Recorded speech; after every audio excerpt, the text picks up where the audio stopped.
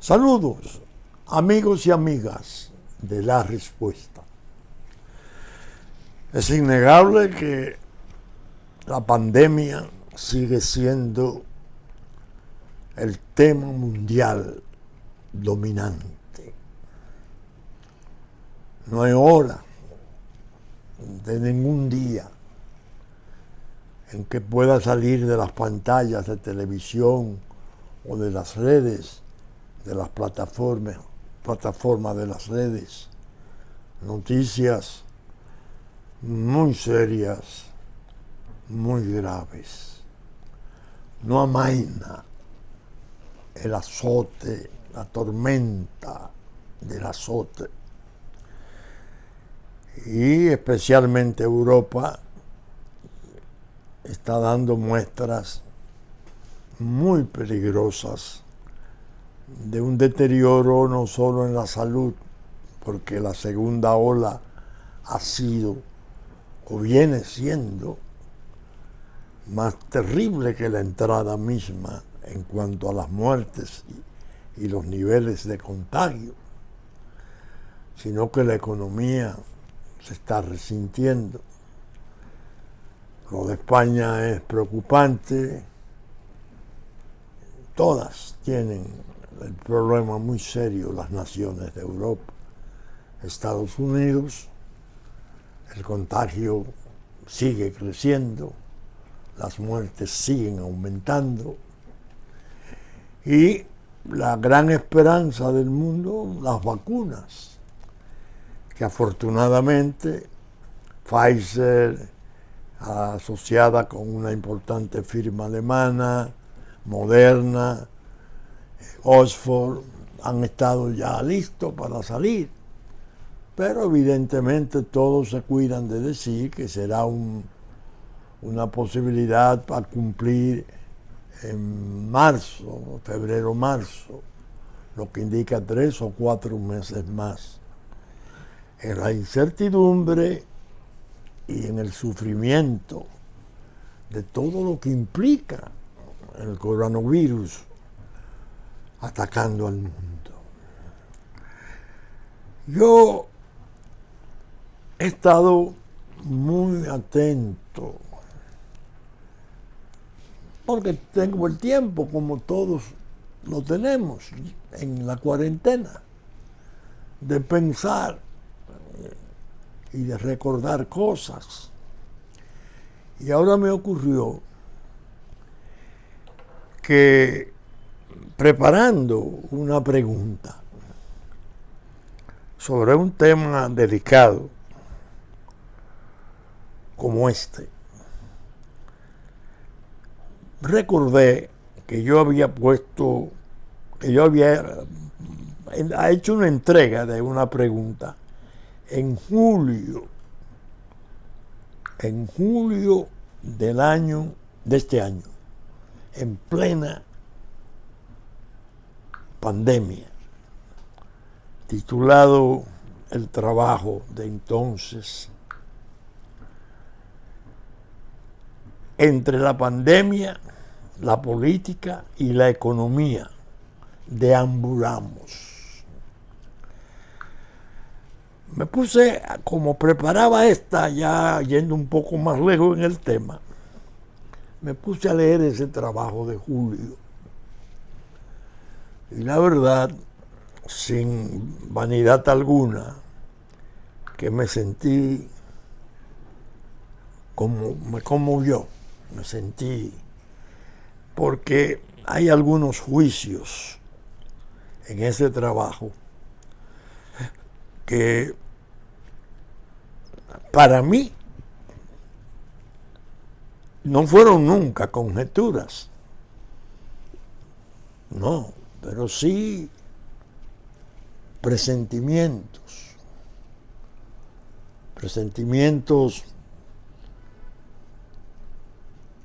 no prejuiciados, ni fundados en odios, rencores, ventajas, no. Y en esa pregunta yo tocaba un tema sobre la cuestión del virus, ¿De dónde viene el virus? Sabemos que viene de China. No se quedó en China, emigró totalmente.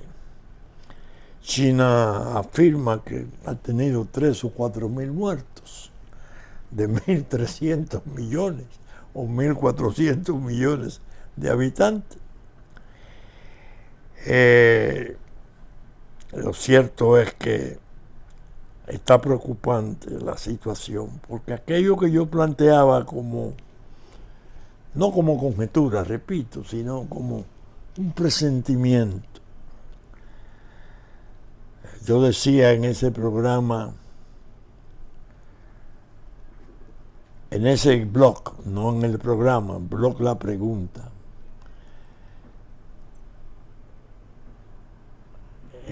algo que me ha ido aumentando como presentimiento, pero ya incluso pasando a ser convicción.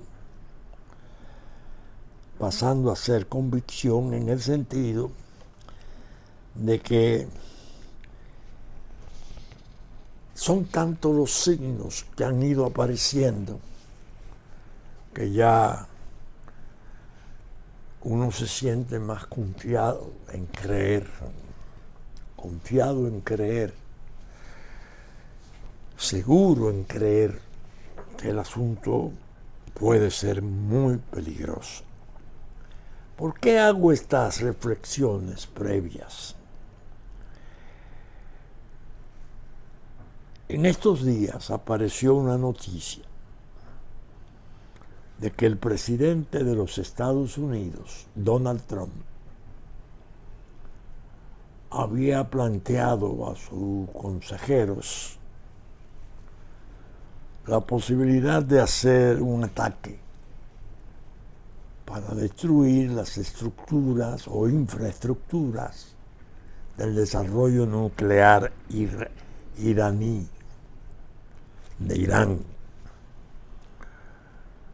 Y entonces, que los consejeros le dijeron que no, que era una aventura peligrosa y que eso podía traer consecuencias terribles, que ya le estaba terminando su periodo.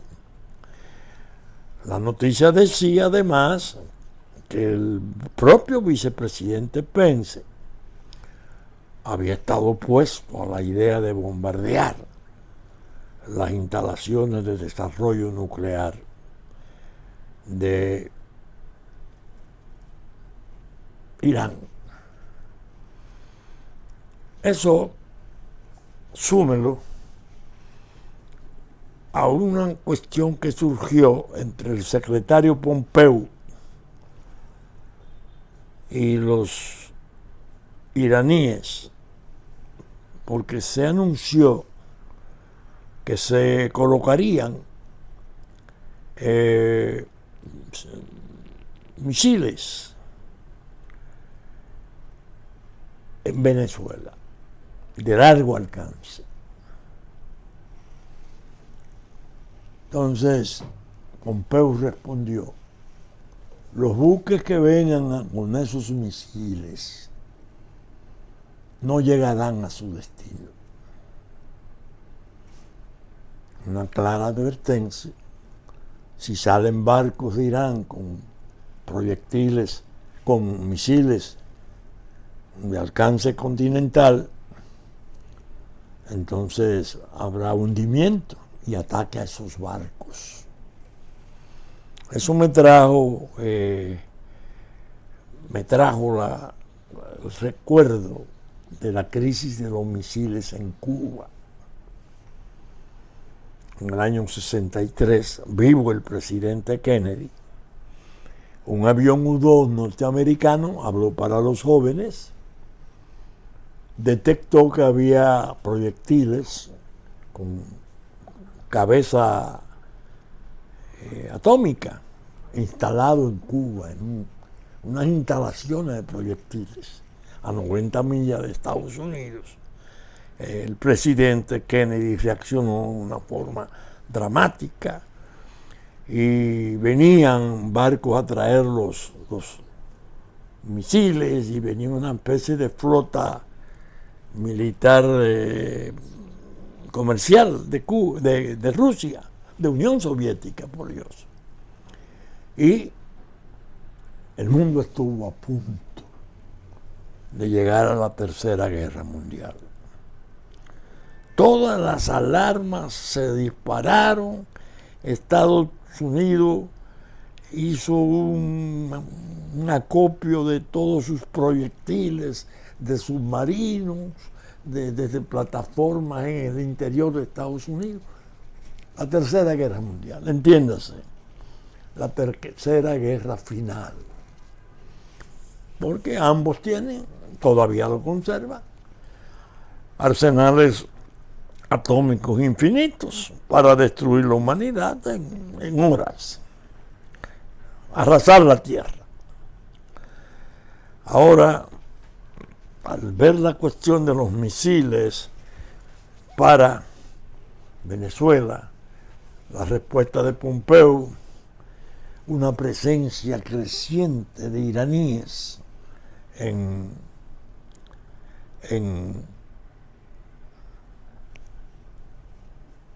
Venezuela, además de la presencia rusa y la presencia china.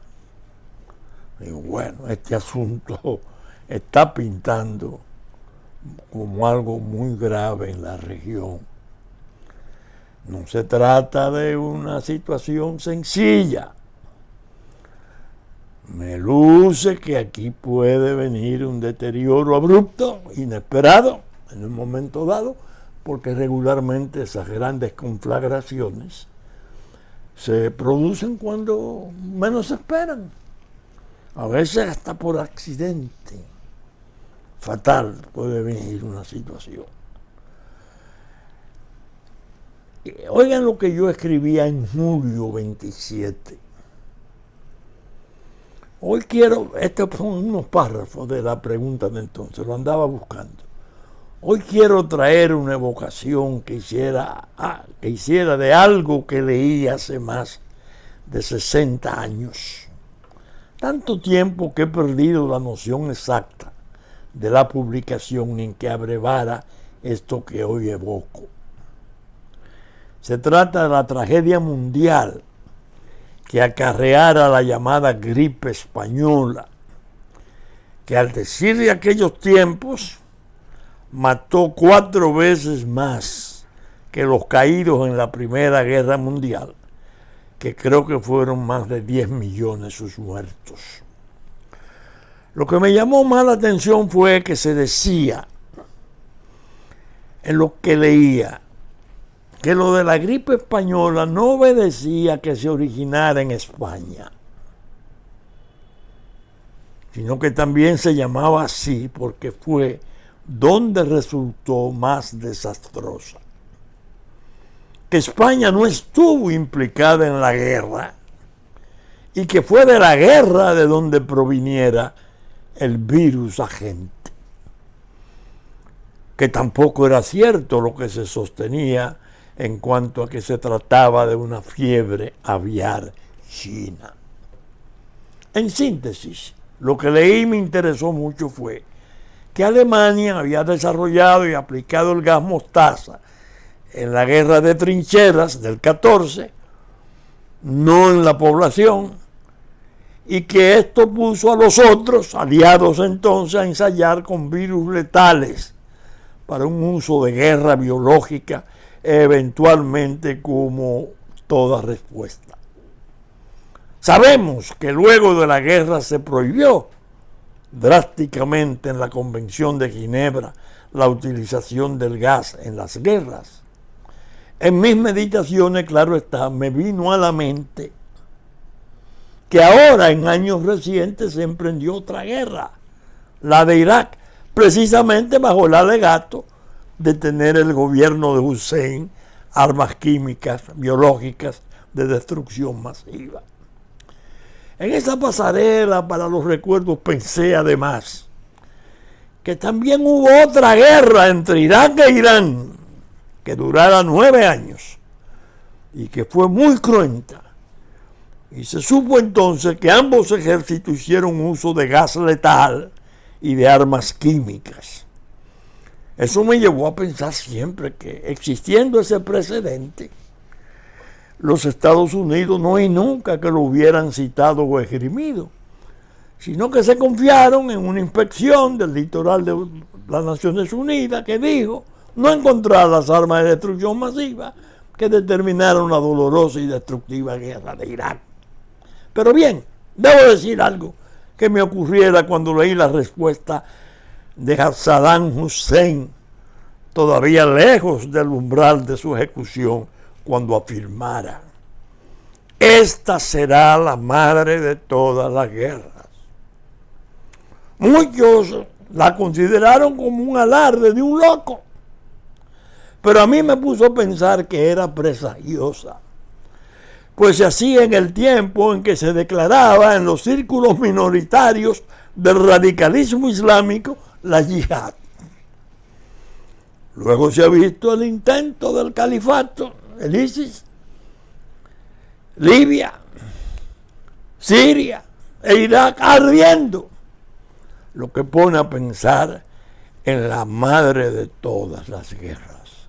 Ahora, todavía más reciente, me impresionó sobremanera la reacción del gobierno iraní a raíz de la muerte en Irak del general Qasem Soleimani, que fue revelada por la prensa internacional de este modo. Cito: las contundentes reacciones por un lado y los llamados a la calma por otro no se han hecho esperar después de que el Pentágono estadounidense confirmara el ataque al coche en que viajaba el general iraní Qasem Soleimani, el poderoso y temido jefe de las fuerzas Quds de Irán. El líder supremo iraní, el ayatollah Ali Khamenei, advirtió que los responsables de su muerte deben esperar una dura venganza. Para mí esa reacción fue tremenda, expresada por la autoridad de una nación que sigue siendo importante como epicentro de una conflictividad que podría ser umbral de catástrofes mundiales. Desde luego se trata de la milenaria Persia, que en la antigüedad como imperio hacía las veces de codueña de la historia. En fin, este material de evocaciones no lo he querido desperdiciar para traer otra más remota recordación de esa Persia, la de Darío, Ciro y los Jerjes.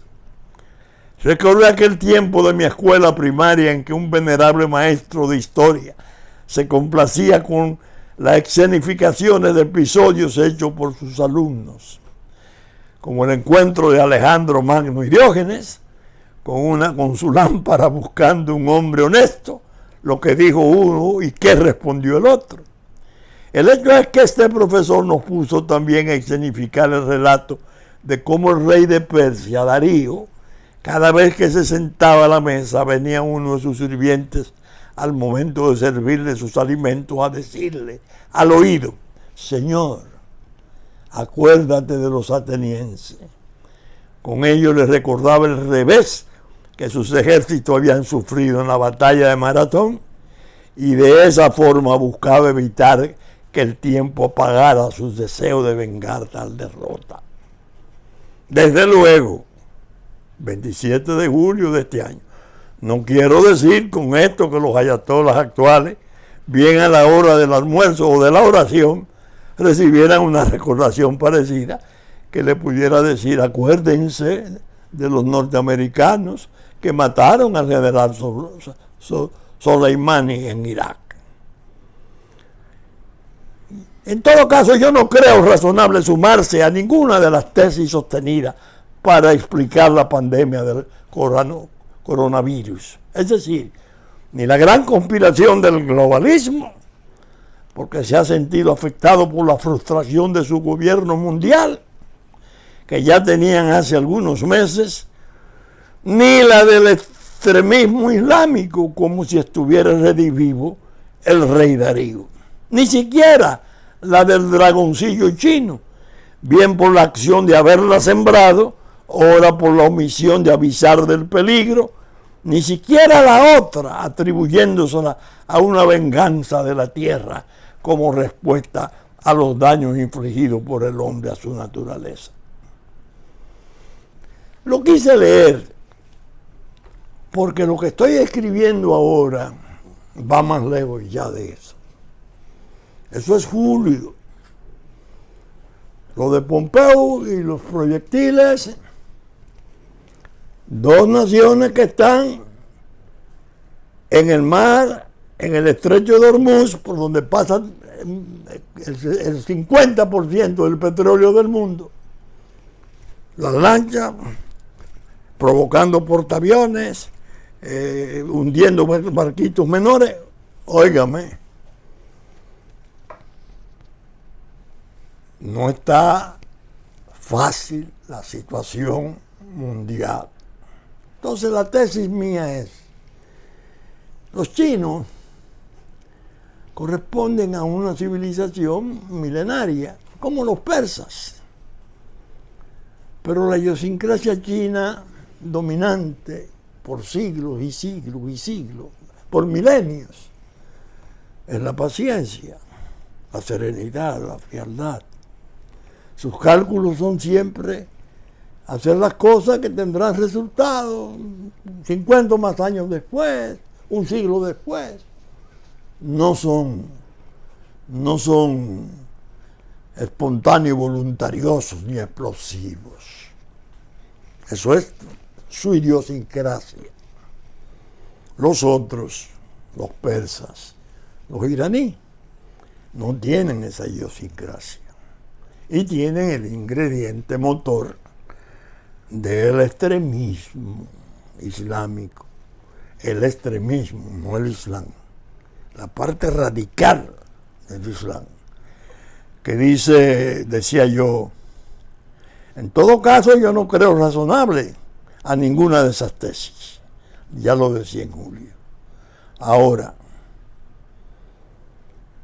¿qué creo yo que puede estar sucediendo en ese escenario mundial tan plagado de peligros? Si Irán fue capaz o ha sido capaz de desarrollar considerablemente su industria nuclear,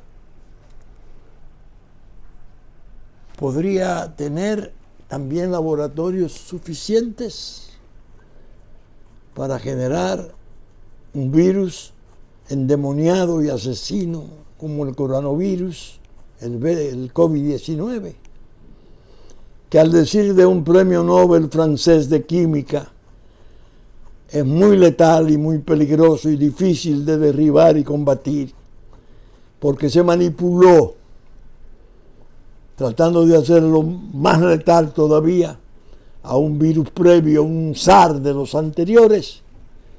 Se le quiso insertar o hacerlo copular o refundirse con el muy siniestro virus del VIH, y que eso le dio las esporas finales para poder ingresar a la molécula con facilidad y hacer todos los daños que hace. Ese virus o se fugó de un laboratorio en el mejor de los casos, o un fanático de esos científicos fanáticos, que los hay, lo sacó y lo vendió o lo entregó a quien pudiera tirarlo,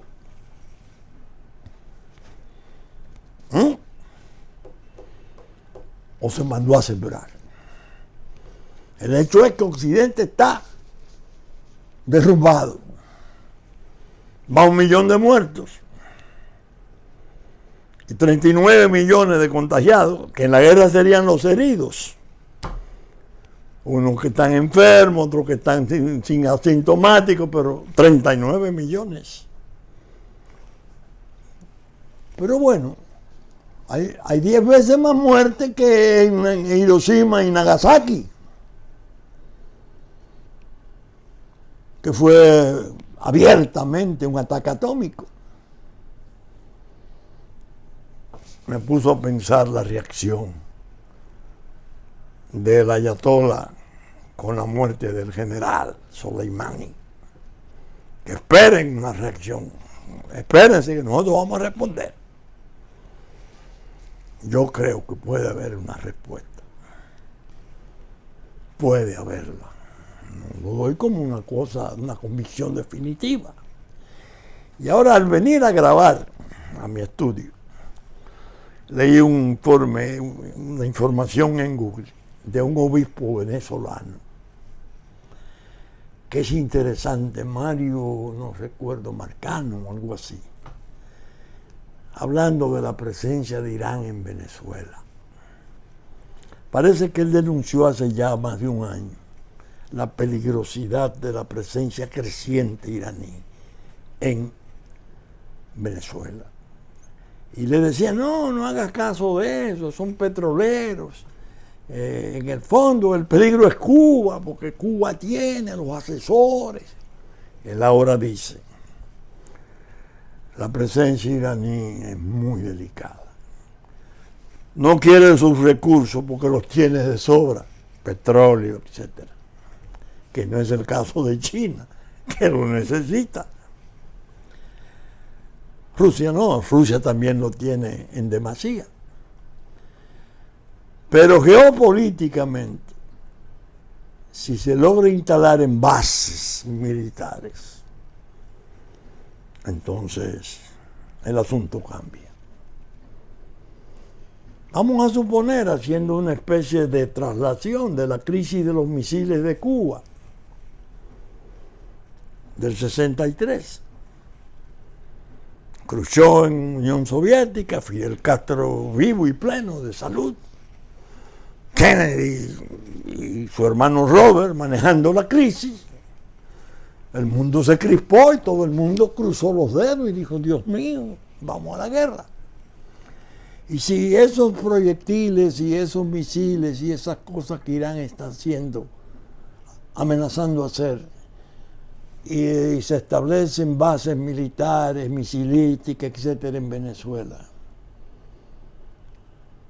entonces tendría razón Estados Unidos. No cuando Trump, quien primero declaró que había un peligro para la seguridad nacional norteamericana, fue Barack Obama. El que declaró el peligro para la seguridad nacional fue Barack Obama. Después Trump lo siguió y ahondó la preocupación y comenzó a amarrar y a poner, porque Barack Obama se portó con Irán espléndido, le devolvió cientos, miles de millones de dólares que estaban congelados, bueno, una cosa, un idilio. Pero cuando hablaba de que Venezuela pasaba a ser un peligro para la seguridad nacional, todo el mundo dijo, bueno, ¿cómo puede Venezuela? Era que ya había comenzado el asunto de la presencia iraní, porque China y Rusia siempre han estado y han aumentado ahora y han apoyado militantemente. Ha habido batallones, soldados rusos en la frontera de Brasil, participando en maniobras. Es que no nos estamos dando cuenta de qué es lo que está pasando, qué es lo que puede pasar, algo peor. Pero bien, mi trabajo de la respuesta va a salir en la última semana de noviembre con un título que he estado pensando. La pandemia es un dardo de los partos, los guerreros persas, que tenían la habilidad de que cuando estaban retirándose o por retirarse a medio vencer en una batalla, siempre tenían esos dardos finales que eran muy certeros. Pero bien, quise detenerme en este aspecto de pandemia y peligro, porque lo voy a tratar el 25, el final, la última semana, fin de semana de noviembre. La idea es que el segundo tema en importancia del mundo, las elecciones norteamericanas. Señores, yo confieso ante Dios Todopoderoso que yo no me imaginé nunca que en esa catedral de la democracia del mundo se pudiera producir lo que se ha producido.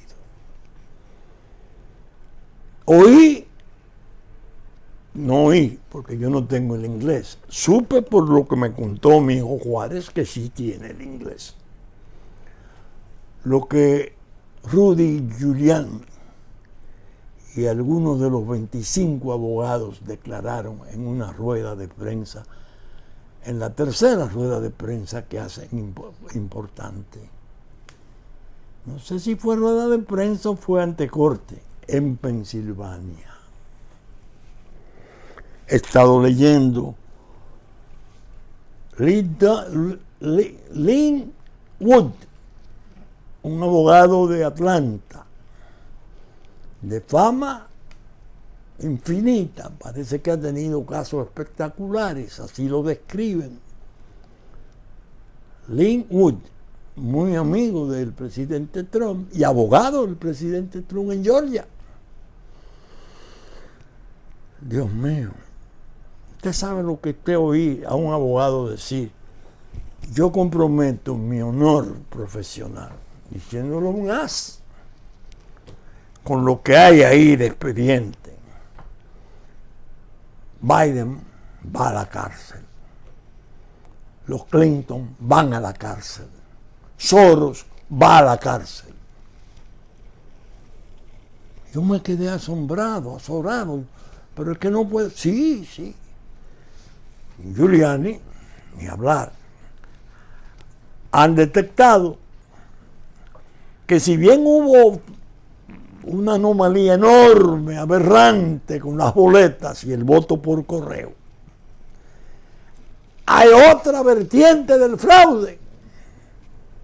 Señores, multiplicar el de aquí, de octubre, de las primarias del PLD, por 1000. Una compañía, Dominion, vinculada a otra compañía en la cual la Fundación Clinton tiene intereses. El actual jefe de la transición de Biden es de los ejecutivos fundamentales de esa empresa. Al parecer fue la que manejó una parte de las boletas. Se hicieron en Barcelona, se hicieron en Alemania, se contaron en Barcelona. Bueno, el caso que anda Indra, la Indra que vino aquí, la que yo leía en la respuesta, todos los horrores que hizo en Argentina y los errores que ha hecho en España. Entonces dicen algo todavía más complejo, que esa compañía con la que se asoció el Dominion tiene en su base capitales venezolanos. Dios mío. Entonces han hecho algo que realmente a mí, en principio me irritó, pero después sentí lástima. Digo, caramba, pero que no se puede hundir tanto Estados Unidos. La comunicación social, eso ha sido horrendo. El tipo de desinformación, como de forma. Al señor Giuliani parece que él se pintó el pelo, que es un error. Parece que sudó mucho y le corrió por aquí algo del tinte por aquí. Y estaba hablando. Me recordó el tiempo mío. Cuando yo estaba en impugnaciones, yo soy muy expresivo. Y entonces a veces con las manos y la boca abierta me tomaban fotos y esa era la que publicaban. Hubo un diario ya desaparecido que publicó una y decía, este demonio que está llevando estas impugnaciones. Cuando vi a Giuliani así, digo, están repitiendo el patrón. Lo cierto es que la Suprema Corte de Justicia norteamericana está apoderada de un recurso hasta ahora. Va a recibir todos los recursos que se van a intentar por las decisiones de los estados. El hecho fundamental es que los secretarios de Estado de los estados violaron la Constitución, especialmente en Pensilvania. Una secretaria de Estado dijo, ella organizó el problema del voto por correo. Es más, en Pensilvania podían votar 9 días después. Pero la Constitución le reserva en forma estricta a la legislatura esa competencia.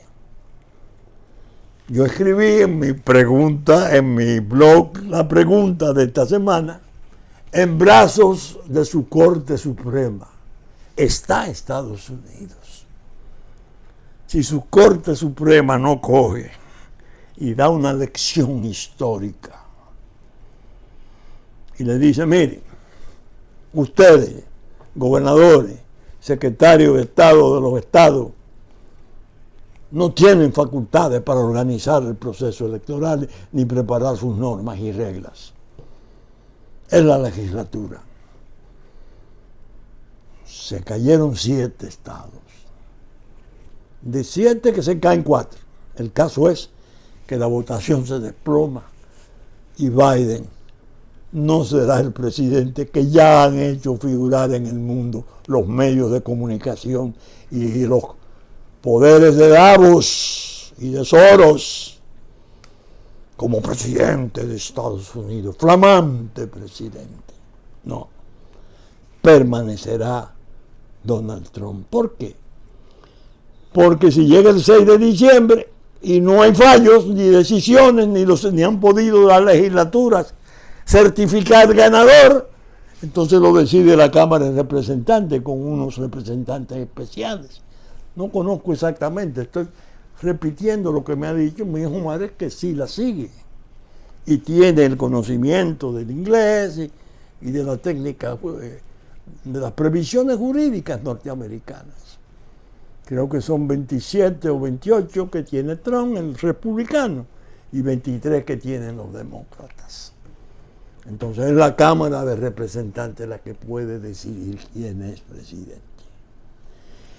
Un fallo de principio potente de la Corte Suprema, como en sus mejores tiempos, porque ha habido casos especialmente, tiene tanto poder que puede enmendar, la única que puede enmendar la Constitución es la Corte Suprema, y sus jueces son vitalicios, de por vida. Calculen ustedes el poder que hay ahí y la respetabilidad, porque lo nombra el presidente, pero lo pasan por el Senado. El caso ahora último de una juez muy importante que pues, se pensaba que iba a pasar un calvario porque es católica o religiosa, no sé si es cristiana, y muy apegada a la fe, con agenda distinta a la que tenía la viejita que salió, que era una especie de ídolo de esas agendas, gay, matrimonio, y bueno, ya ustedes saben. La idea, lo que ha pasado en Estados Unidos, ni siquiera en la más atrasada república, como ellos llaman en Europa, bananera, se podía sospechar. Mire que hay un caso, que creo que es en Michigan. A mí me recordó los votos del penco en la madrugada aquí. Leonel Fernández llevaba 9% arriba a las 6 de la tarde, cuando debían cerrar. Y a las 2:30 de la mañana aparecieron los votos del lejano sur. Enriquillo, Pedernales, bueno, que no era preparando los papeles con aquel software horrible con el que hicieron todo el fraude. Allá en Michigan llegó a las 4 de la mañana, 100 y pico de mil votos.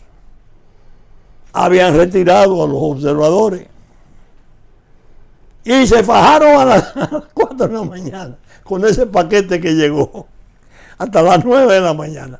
Todos en favor de Biden. Digo, yo no creo que en Pedernales ni en los sitios que se hizo aquí por el penco fueran tan excesivos. Entonces uno siente, no sé, como una sensación de pena, de lástima, uno dice, y medio se desconcierta. Pero si este es el modelo, este es el guía de la democracia mundial. ¿Y cómo está pasando eso allá? ¿Cómo es posible que eso ocurra allá? Está ocurriendo. Es decir, nosotros estamos viviendo un tiempo sumamente complejo. A todo esto, China, un desfile precioso, inmenso, superior al de Corea del Norte, que es un evento importantísimo, celebrando un aniversario de la cesación de la Segunda Guerra Mundial. Ya había avisado a sus soldados que se preparen para la guerra, que China no va a ceder, pero hace un acuerdo con 15 naciones del Pacífico y ya pasa a ser la primera superpotencia, la primera potencia mundial económica y bueno, la geopolítica funcionando. Y aquí, el Caribe, Venezuela y el resto de naciones hermanas de América del Sur. ¿Qué va a pasar? En ese choque, en esa disputa, en esa guerra, que no es fría, yo la llamo guerra tibia, más tibia que otra cosa, más cerca del calor que del frío, entre China y Estados Unidos. Entonces la pandemia, por otra parte, apretando. Nosotros por levantar el turismo, desesperados, pensando, bueno, vamos, lo que yo llamo un optimismo básico que tiene el presidente Abinader, que es conveniente, porque si el jefe del Estado se deprime, o se cae, entonces se hunde la nación. Y él viaja y va a los pueblos y anuncia y hace, y está tratando. Nosotros lo estamos viendo y lo comprendemos, y entendemos que hay que tolerarlo y apoyar los esfuerzos. Por Dios, sale un informe. Estados Unidos recomienda a sus ciudadanos que reconsideren la posibilidad de ir a la República Dominicana. Los turistas, ¿cómo? Es que tienen información mejor que la que se nos está ofreciendo a nosotros, de cómo está operando la pandemia entre nosotros, la cifra de muertos, la cifra de contagios, que desde el principio se ha dicho que tienen un alto grado de inseguridad, desde el principio, desde marzo que comenzó. Entonces, es un tipo de trauma que afecta el empleo, la normalidad de la empresa, las actividades permanentes de toda la vida, de la familia, que cesan. El confinamiento, óigame, esto es para hincar rodillas, esto es para hincar rodillas. Esto no es un juego lo que tenemos de frente. Es algo muy, muy delicado. Una situación mundial que tiene un tipo de influencia, como una especie de, no contexto, no una jaula de crisis y de problemas, que a nosotros, los países más débiles, nos afecta todavía más severamente. Menos en los números de muertos y contagiados porque tenemos menos población. pero los efectos son desastrosos. Y eso a la familia la daña, la perturba, la compromete en iniciar una nueva vida, y viene la desesperanza. ¿Y qué voy a hacer? Y esto que tenía, este proyecto, todo eso se perdió, y esto, y voy. Es decir, la gente, yo oigo amigos que me llaman y están desesperados. Es decir, que la situación, este programa en cuarentena es un programa de emergencia. Viene siéndolo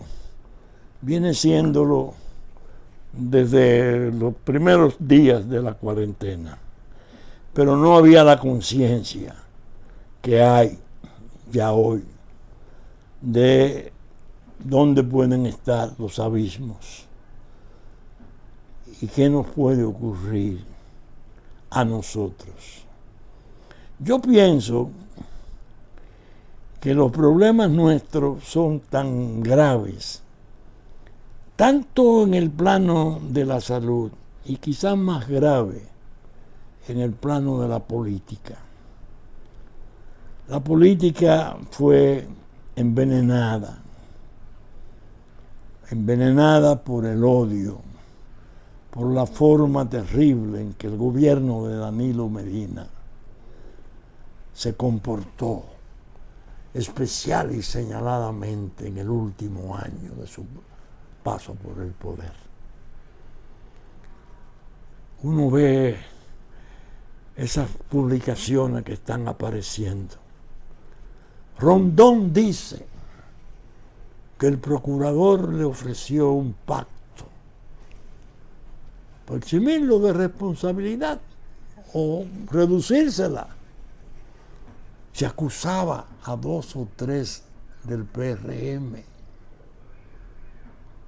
Eso podía ser obra del procurador, nada más. ¿Creen ustedes que cuando el procurador leyó aquella infamia con la magistrada, entonces una lumbrera de la Corte Suprema nuestra, o actual procuradora nuestra, lo hacía el procurador de su propia iniciativa? No. Danilo estaba ahí y cuando terminó se limitó a decirle: señora, siento lo que usted está pasando. Ahora viene Rondón y dice: no, pero a mí me propusieron esto. De los 3 del PRM, ¿a quién iban a acusar? Luis. Se vio incluso, a Luis lo quisieron hacer autor del desastre de febrero. Y uno de los oficiales de policía con él y un técnico de Codetel. Es un comportamiento totalmente mafioso. Eso envenenó la dinámica de la política nuestra. Un tiempo en que requerimos tanto de unidad, de un sentido comprensivo, de ver que tenemos peligros comunes. No. Ahí está el PLD entrando en esa crisis final que todo el mundo la ve clara como una agonía. Porque después de todas esas cosas, ¿qué se puede decir de esa organización? Que fundara Don Juan con tantos sueños y tanto idealismo, amenazando. Si ustedes están para procesos, mis hijos, tienen ahí procesos de todo tipo. No envenenen más. Es decir, digo que los trastornos en el orden político son tanto más graves que los propios trastornos de salud. Sin contar entonces lo que planteé de los problemas de la seguridad o inseguridad regional. Nosotros en una nueva pendencia de los misiles,